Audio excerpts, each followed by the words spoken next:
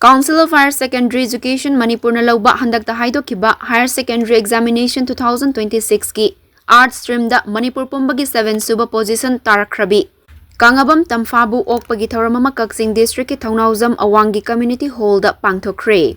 Thauramadu Rural Development Organization Thaunauzam amadi Mata Panthoibi Association ani napuna senduna pangthokpani. Thauramadu da Eureka Academy Thaunauzam gi Principal Elangbam Joy Yanglam AC की MLA की nominee TH सनातुंबा वाइखोंग जिला परिषद की हाना की जिला परिषद member CH Indra Kumar MPA Thounaojam की president TH नबकिशोर RDO की प्रेसिडेंट TH इबोचा अमदी वाइखोंग पुलिस स्टेशन की OC की टीम मसु सरुकिया की थौरमदुदा लुप अनि VLF MLA की नॉमिनी अमदी वाइखोंग पुलिस स्टेशन की माइकैदे की तंफादा खुदोलपोट कया पीदुना पुकनिंग थौगतखी थौरमदुगा मरी लेनना कांगाबम तंफाना फोंदोरखिबदा महाकी तुंगी पुंसिदा सिविल सर्विसेस की एग्जाम थादना मियामगी थबक तौनिंगी मरु ओइना लमदम असिदा ngasi थोकलिबा इरांग असिना मरम ओइदुना खम थेंगना वारबा मियामना थेंगनरिबा अवाबा कया कोखनबा एडमिनिस्ट्रेशन की ओइबा थबक सिंगदा सरुखियादुना थबक तौनिंगी मसिगिदमक मखाताना हेन्ना होटनादुना महाकना पामलिबा थबक सिंग असि माइ पाकनबा होटनाखिगनी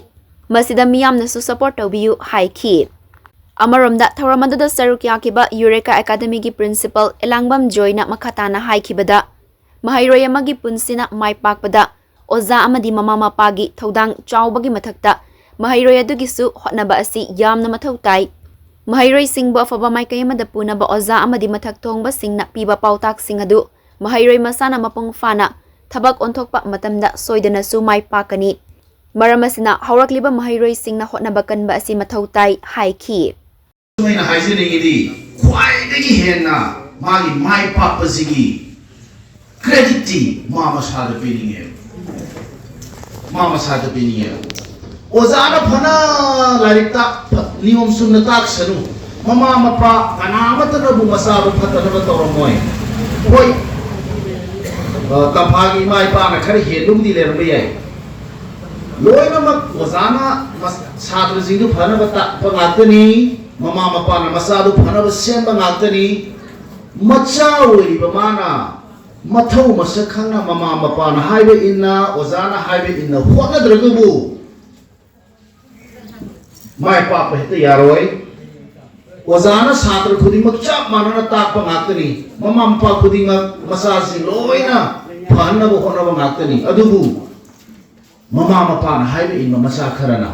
ozana haibe inna mas angang kharana hena chaw mai papani maram masinani aina achievement je oza tampagi ngasi gi achievement gi credit oza singi laigani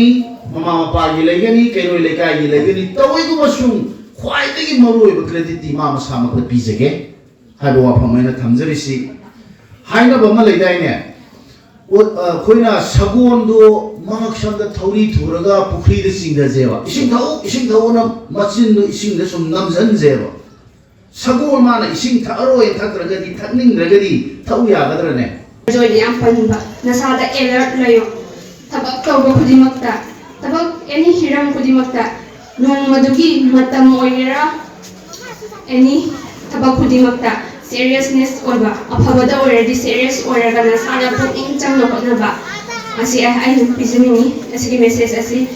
haidi nasagi skill nasagi talent nasagi unique quality pokthok para yawa inborn quality se nana han tawraga nana tizaraga maduda hena focus piraga nasana hotna ba asi je I want aina nakoida motivation onama yam thamjani hoi ai aim gi ona haragadi I say competitive exam civil service exam ko thani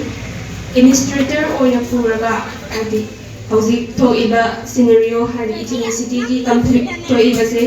I want that koi arts as a art student ama oina yamna ai contribution oina Manipur se thajaba yawol ama purak namada ai so thadang ama post kata pai banantaba hari samaj asibu thajaba yawol ama purak namada ai so aina haye inda afabama oirkanda ai so contribution khar tawjage hana khanje masi haraga hoi ai achievement se ꯍꯧꯗ ꯉꯥꯏꯔꯦ ꯍꯥꯏꯇꯥꯔꯦ ꯁꯤꯅ ꯂꯣꯏꯕ ꯅꯠꯇꯦ ꯍꯔꯥꯎꯏ ꯑꯗꯨꯕꯨ ꯁꯤꯅ ꯂꯣꯏꯕꯗꯤ ꯅꯠꯇ꯭ꯔꯤ